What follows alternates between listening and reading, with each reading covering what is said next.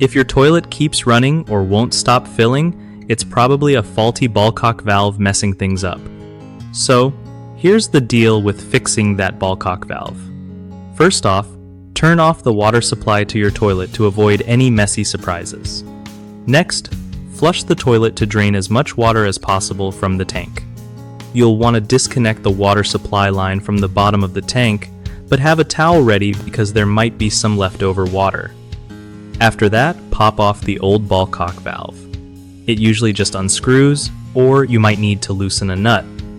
When you grab the new valve, make sure it matches your toilet model so it fits right.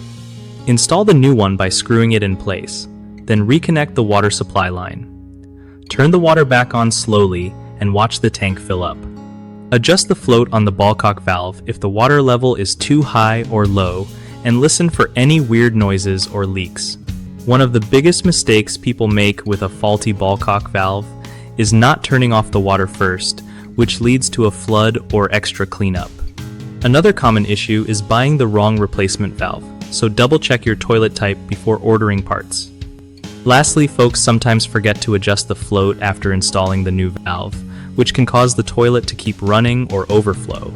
Just tweak that float arm until you get a perfect water line. BigHomeProjects.com is awesome because it helps homeowners find trusted local contractors without all the sketchy stuff. Plus, if you're a contractor, it's a great way to connect with people who actually need your skills and want to get work done right.